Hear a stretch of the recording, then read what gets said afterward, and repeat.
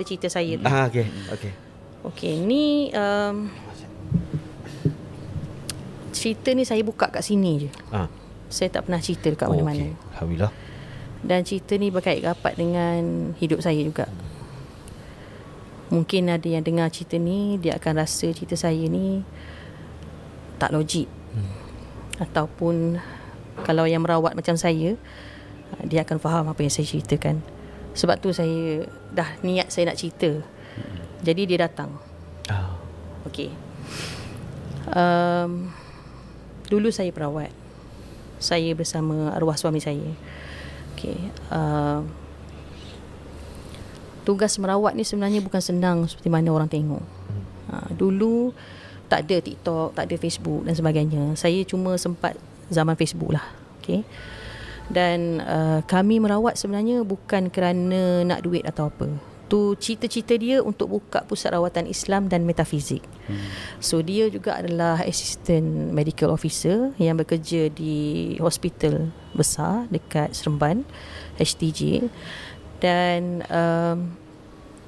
dia sangat suka merawat orang dan membantu orang. So dia cakap dengan saya, dia cakap dia nak kita buka pusat rawatan lah. Dia kata kalau boleh, dia panggil saya Mama. Mama pun jadi perawat juga untuk perempuan, Papa jadi perawat untuk lelaki. Dia dah set dah semua.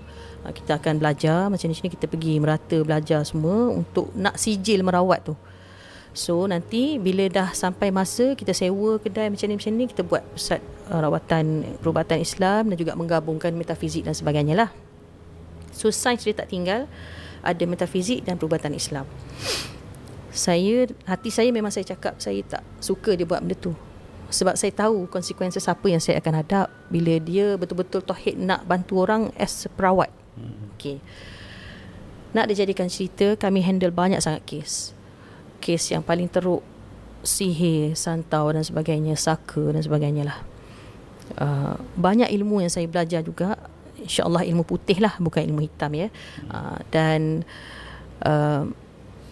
saya rasa macam saya terpaksa lah untuk belajar sebab saya tak minat benda tu. Tapi Tok Guru saya cakap, kamu ni tak payah belajar, dia kata. Kamu ni kalau merawat, insyaAllah, dia kata Allah izin. Sebab kamu boleh merawat. Tapi saya kata saya memang tak nak benda ni. Tapi sebab kerana arwah suami ni paksa saya untuk saya buat juga. Kan, bantu dia. Saya kata okey, tak apalah, saya bantu. Okey. Sepanjang 3-4 tahun kami merawat, banyak yang kami handle. Dan satu hari tu Allah nak uji. Arwah suami saya ni tiba-tiba kerasukan dekat tempat kerja dia. Okay. So rakan sekerja dia call saya, Assalamualaikum puan, boleh datang ke? Cik Amin ni kerasukan, dia kata. Kami tak tahu apa nak buat. Puan boleh datang ke tak? Kalau puan tak boleh datang, saya ambil pakai ambulans, dia cakap tu. Saya kata tak apa, saya datang. Saya pergi. Saya duduk masa tu dekat Kajang. Dia berulang dekat Seremban kan, hari-hari kerja. Sampai dekat ED, saya tengok dia memang tak kenal siapa-siapa. Dia kenal saya dengan bos dia saja. Masa dia tengok muka saya mula-mula, dia cakap, Mama, dia cakap tu. Dia sedar. Lepas tu saya nampak dia memang tak terkawal. Semua orang pergi baca ayat kursi dekat dia ke apa ke, semua terpental, tak boleh, tak terkawal. Jadi saya pergi, saya pegang tangan dia, saya buat apa yang patut, dia nampak tenang. Lepas di hospital ni, dia akan fokus kepada otak tau. Bila kerasukan, dia tak kira benda ni kerasukan, dia tak kira syaitan ke apa, dia kira memang ada masalah otak, dia cakap tu. Jadi bos dia pula rapat dengan dia, dan bos dia sarankan saya untuk buat check apa yang patutlah, MRI dan sebagainya. Okey, bayangkan saya potong-potong sebab cerita ni panjang. Masa time decide untuk buat MRI, dia masuk untuk buat X-ray dan sebagainya. Mula-mula X-ray otak. Masa time dia kerasukan tu. Tapi bila dekat hospital, dia cucuk ubat penenang lah, boleh tidur lah. Dan pergi check X-ray. Dekat otak dia tu, kalau kita nampak gambar X-ray tu kan, otak sebelah macam ni kan. Okey, belah kanan dia tu ada satu titik putih. Titik putih tu besar macam ujung jari saya ni. Saya kata, kenapa? Ada apa kat sini? Kiranya doktor cakap benda tu dia akan melibatkan ketumbuhan. Dia risau sebab tu yang jadikan macam tu. Jadi dia insist, dia cakap okey tak apa, kita buat biopsi. Okay. Biopsi. Saya ingatkan biopsi ni macam tebuk je. Macam tebuk kan. Rupanya dia belah kepala tu. Dia belah dan dia ambil sampel kat dalam tu kan. Okay.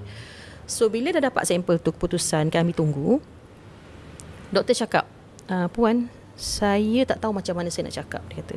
Tapi saya pelik. Kenapa? Dia kata saya dah ambil biopsi tu, tapi biopsi ni keputusan dia kita tak dapat detect apa benda tu, dia cakap. Bila kita x-ray, yang putih tu berada kat sini pula. Ayuh. Hilang kat sini. Jadi dia cakap, kalau kita tak dapat ambil yang sini, kita tak tahu apa sakit dia. So saya minta Puan sign Tebuk lagi. untuk tebuk lagi. Tapi Puan kena ingat ya, kalau Puan sign ni, dia akan kehilangan deria, sama ada mata ataupun dia mungkin akan terjejas lah ingatan dan sebagainya. Saya kata no, saya tak akan bagi. Okay, tak payah. Habis Puan macam mana? Dia kata tak, no. Okay, lepas pada ambil biopsi tu, bila kita dah ikhtiar, dia macam okey seketika. Balik dekat rumah, okey, bermulalah azab dia. Sakit perut yang sangat. Sakit perut dia sampai berbulan-bulan, sampai dia tak boleh tidur, sampai dia tak boleh mengereng, sampai dia tak boleh bekerja. Minta ubat gastrik tak kena. Makan segala ubat macam tak kena juga. Saya kata apalah nasib ni kan. Okey, pergi dekat hospital lagi, buat endoskopi, check. Tak ada apa benda. Tak ada apa sakit. Okey. Masa dia sakit, mata dia pun tak nampak tau. Tapi sebelum biopsi lagi, mata tu tak nampak. Okay, mata dia tak nampak belah kanan. So, time dia cakap, dia kata, bila dia tengok depan, dia tengok macam berkabus di sebelah tu. Kalau kita cakap dengan doktor, semua dia nak ambil sampel. Okay, Cik Amir, kita nak ambil air putih dalam mata tu. Cucuk pula mata ni, ambil pula biopsi kat dalam mata tu, nak tengok apa ceritanya mata ni. Pun tak ada juga. Okay. Masa time dia sakit sangat tu, dia memang bukan orang yang normal lah. Dia balik rumah, dia mengamuk, sikit-sikit dia marah. Masa tu saya dah detect dah, ini adalah serangan yang sangat teruk lah, saya kata. Sampaikan anak saya yang ketiga tu nampak kan.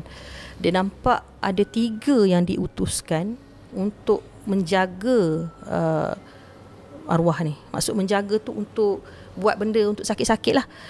Dan nanti saya akan mungkin gambarkan supaya Datuk boleh lukis benda tu, dan Datuk akan tunjukkan kepada audiens lah. Baik, 3 tu dia akan berada di mana? Dia akan berada di kepala, akan berada di perut, dan akan berada di kaki. Okey, dia cakap, Ma, benda tu naik, benda tu turun kat bilik Mama. Naik, turun. Sekitar rumah ni ada dia. Okey, saya jadi pelik. Semua perawat saya pergi, sedangkan saya sendiri merawat. So bila kita merawat, walau kita sakit, kita nak kena orang rawat juga. Dah dia jadi macam tu, takkan kita tak akan mampu untuk rawat. Saya masa tu diuji, saya masa tu ada anak kecil yang baru lahir. So dia dah lama nak anak lelaki ni. Tiba-tiba dia dapat anak lelaki. Dia dapat anak lelaki, anak dia baru lahir, dia sakit. So saya struggle lah, jaga anak semua kan. So ada satu ketika dia kerasukan yang tak boleh dibendung, sampai dia ambil pisau, dia lari nak bunuh saya. Masa tu anak yang kecil tu saya suruh kakak yang sulung tu naik atas, kunci pintu. Saya kata kunci pintu. Dalam rumah tu dia ambil, dia nak bunuh saya. Dia kejar saya keliling taman, dia kejar nak bunuh. Nasib baik masa tu mak mertua ada dengan saya.